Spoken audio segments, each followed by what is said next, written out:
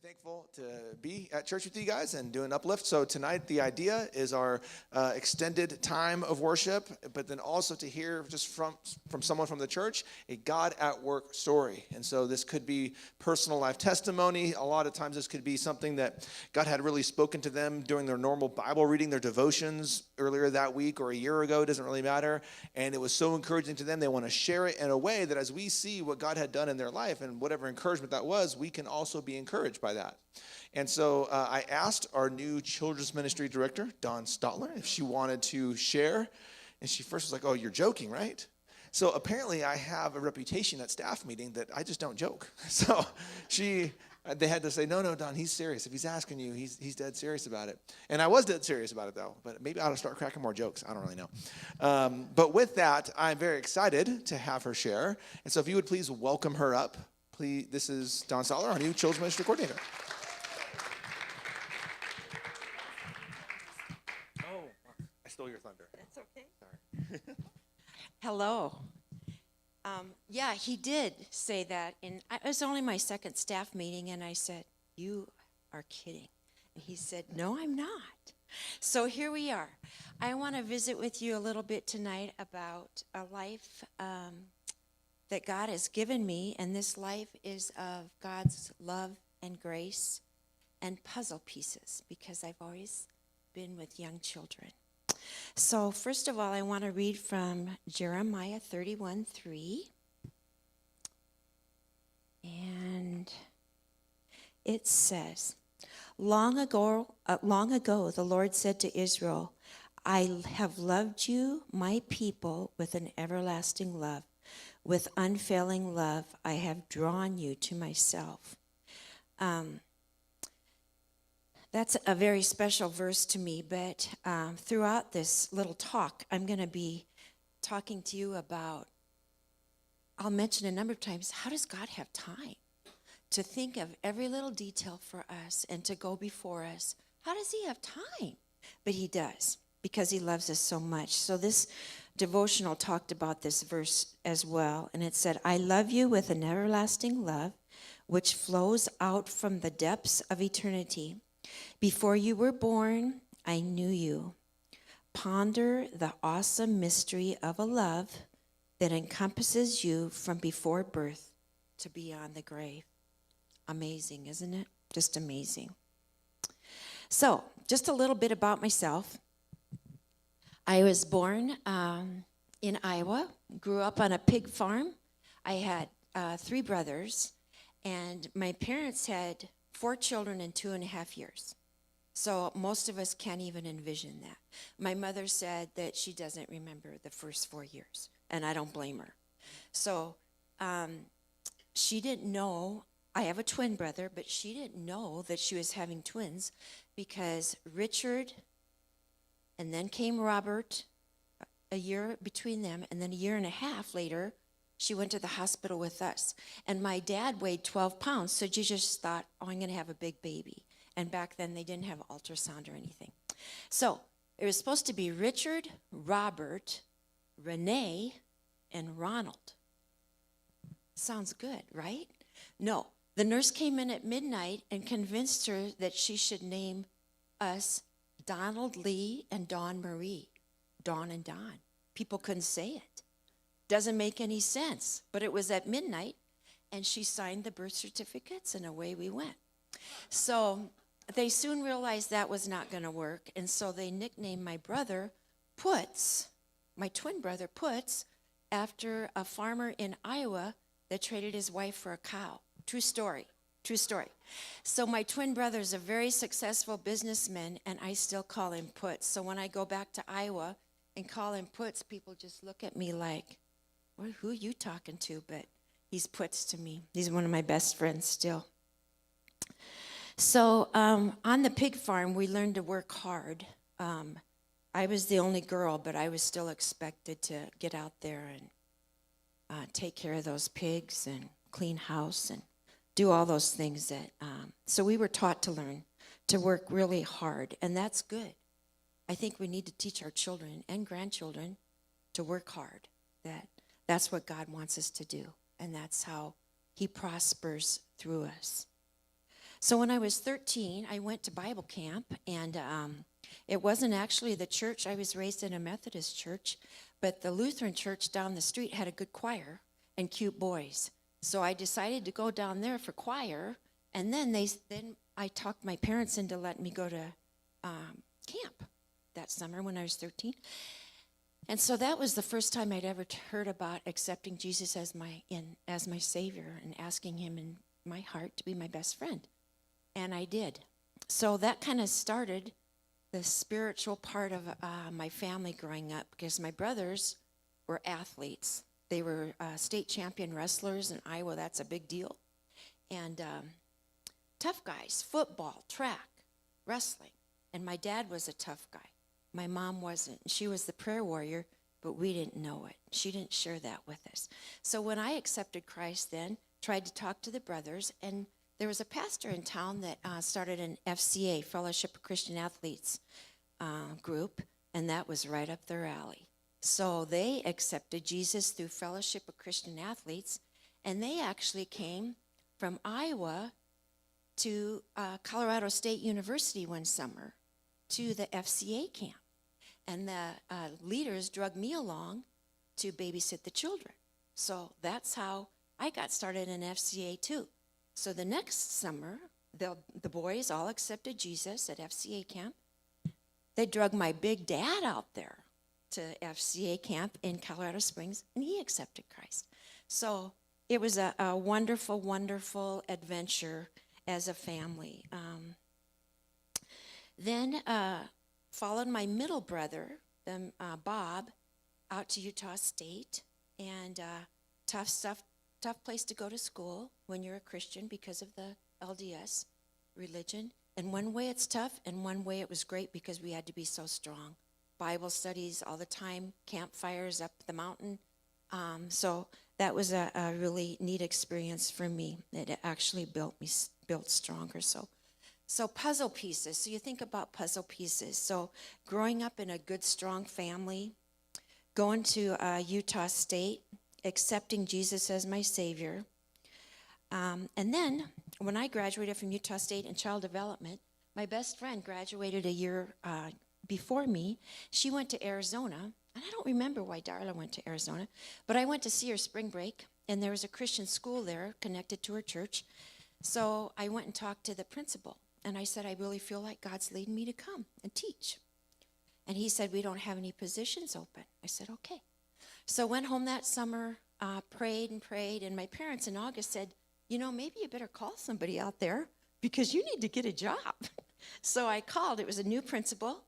He was from Garner, Iowa, where my dad was raised, 10 miles from us. And he said, you don't have to apply. I don't need to talk to you anymore. You're Arlo Erickson's daughter. Come on out. You got a position. Another puzzle piece, right? I mean, who would think of that? But yes, another puzzle piece. There I met my first husband. He was with the Forest Service, and we, every 2 years, we would move so he could move up the ladder. We had 3 beautiful children, but it was 27 years of abuse. And it was mental abuse, physical abuse, emotional abuse. And I remember just crawling out of the bed, praying on my knees, God, I know you can fix this. We have 3 children. I know you can fix this. And I know you can fix us. Change me to make this work.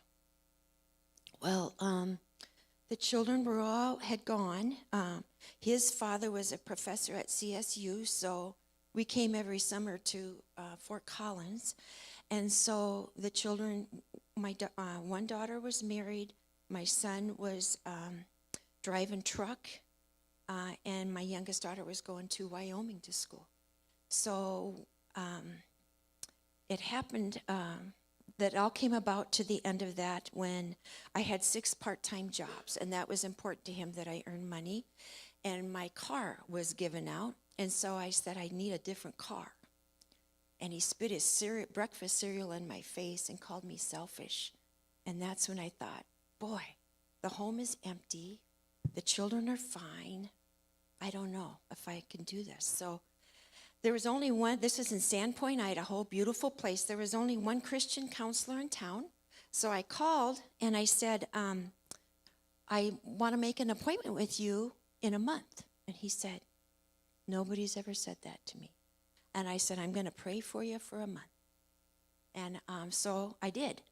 And so I went in, and after 2 sessions, he looked at me and he said, you know, Dawn, I'm not going to tell you to divorce, but I'm going to tell you it's not going to change. You're 50 years old, you're healthy, you're loving, and it's your choice. So I went home. There was an empty house there, and I thought, I don't think I can do this anymore.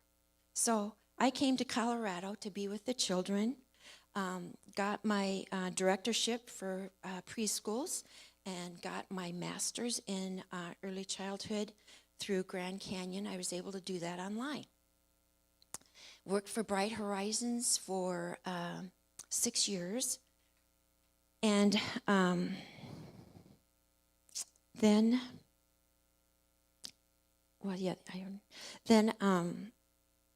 Romans 15:13 talks about something else, a little bit about the despair of not being able to fix something that's very broken. And I want to read that to you. Let's see.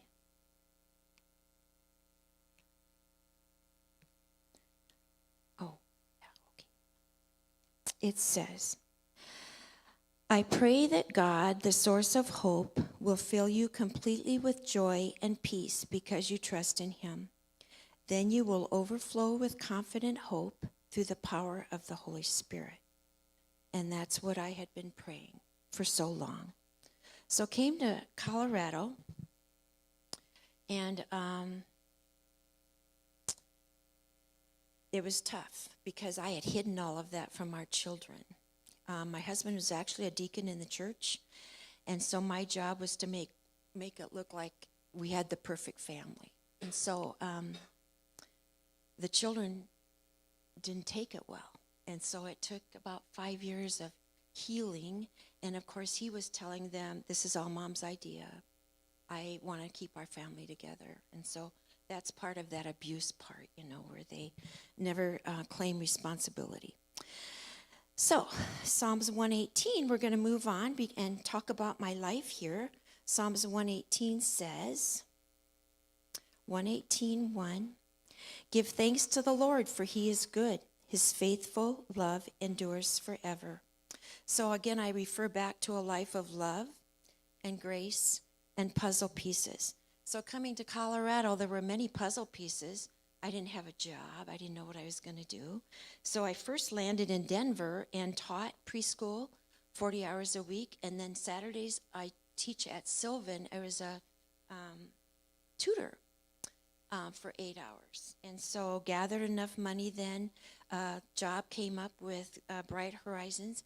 And of course, I liked this area of Colorado. I'm not really a city girl. I'm a farm girl. And so a position opened up with Bright Horizons, and I was an assistant director in Fort Collins. And then the company promoted me to a position where I was a director, and I'd go into different centers. There's 6 centers, and I'd clean up the budget, and I'd make sure everybody was certified, and I'd train teachers and recruit parents, and la-di-da-di-da. So that's how my life went. And then I worked 60 hours a week, bought a little house in Governor's Farm, and greeted at my church, got groceries. The kids would usually come up on Sunday afternoon, and then I'd start all over again. Well, there was a Sunday afternoon when I was getting my groceries like normal, and people before that would ask, Dawn, why don't you date? And I'd say, I love men. I have 3 wonderful brothers and a wonderful dad, but God would have to send a prince on a white horse for me to marry again. So along I went. I had Bible study at my house every week with 12 ladies would come, and on Thursday nights, I'd go to all the neighbor kids' sports events. working with people all day long and involved at church, I was fine. I was just happy, wasn't lonely for a minute. Of course, I talk to everybody now. So I was doing my grocery shopping at King Super, and I saw this man that looked familiar because I had seen him with his wife coming to church. So I just said hello and then went on my merry way. He came around the aisle and he said, "Do I know you?" And I said, "Well, I go to your church." And he said, "Oh," so we talked a little bit. And then I went up to pay for my groceries, and I looked up and he was waiting for me. Wasn't interested. Panicked. My heart went into a panic. I wanted nothing to do with this man. I didn't want to talk to him anymore. I was just trying to be friendly. So went home to my neighbor Katie, and I said, "This man talked to me in the grocery store, and I don't know what to do." And I went on, and she said, "Stop. All you do is work, and then you have your kids up. Why don't you just relax?" So went to my office Monday, and this mutual friend of ours, Joan, called me first thing and said, "Did you meet a man named Dave at the grocery store?" And I went into the whole thing. "Joan, I don't know. I haven't dated for 35 years, and I don't want to talk to him. No." And she said, "Now stop. Just pray for 2 days. I'm calling you Wednesday morning."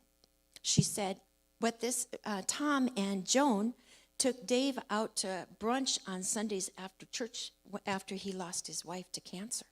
And so they were a big comforting part of his relationship and kind of protected him. So yeah, she said, "Okay, I'll call you Wednesday morning." So when she called, after 2 days, I thought, why not? I'll just go to brunch with them, and then this whole episode will be over. So Dave called me, and he said, "Would you like to go to brunch?" And I said, "I am not going to sit in a restaurant when the Denver Broncos are playing. So I'm not." And he said, "Well, I'll make brunch at my house, and we can watch the Broncos." Okay, so Joan and Tom came, and he fixed a beautiful brunch, and 8 hours later, they went to a party after that, a Bronco party.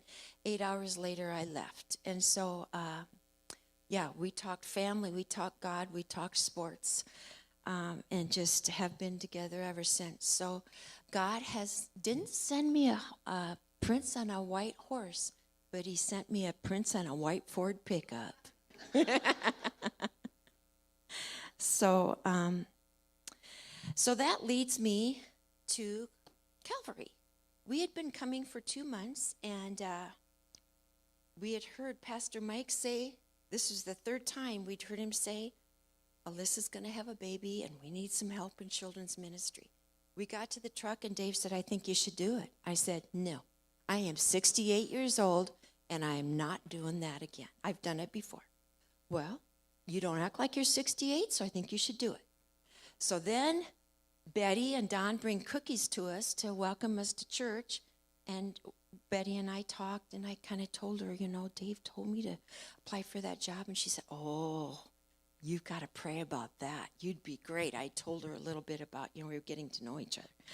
So then I talked to Pastor Mike, came in for the interview, and I said, "This is really kind of impossible because I know no one in the church.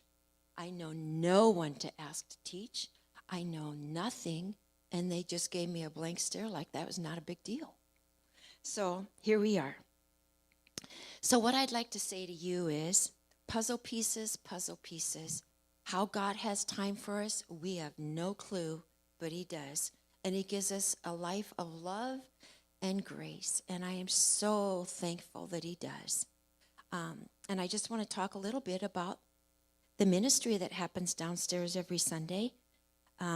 Makes me want to cry, but God has presented some wonderful, wonderful teachers that when I hear them teach, my heart just overflows. And the children that come are lovely little sponges that really need God's love and want God's love. So it has been wonderful. And I would encourage any of you that feel like that might be an exciting ministry in your life, because it is. please sign that card. They recruited so many, and there's 10 new teachers that God brought, but I need 5 more. So if you know of anybody, we don't just throw you in the classroom. You're a shadow for a couple weeks, and I train for a couple weeks, and it's a fun time. And to watch God work is unbelievable. So thank you for this opportunity to get to share my story, a story of love, grace, and puzzles. Thank you.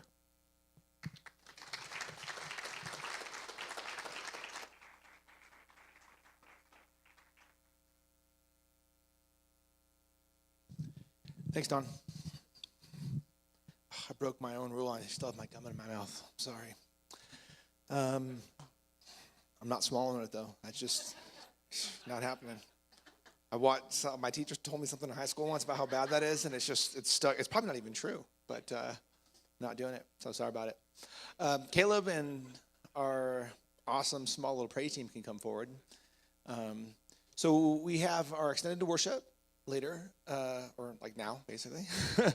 And during this time, we'll also have communion in the back. And at this time, either like maybe Caleb might enter into a time of prayer. I may come back up and enter into a time of prayer. One of our elders may come up and send us into a time of prayer. And if so, we'll just kind of popcorn around and just wait on the Lord. But I wanted to share just how maybe I was so encouraged by something that Dawn had said. And I think part of her testimony will resonate with at least everybody at some point in their walk with the Lord, in the fact that I saw a few times in her life where she gave God a very hard no. Lord, I'm not doing that. And I bet you've probably at times given the Lord a really hard no on something.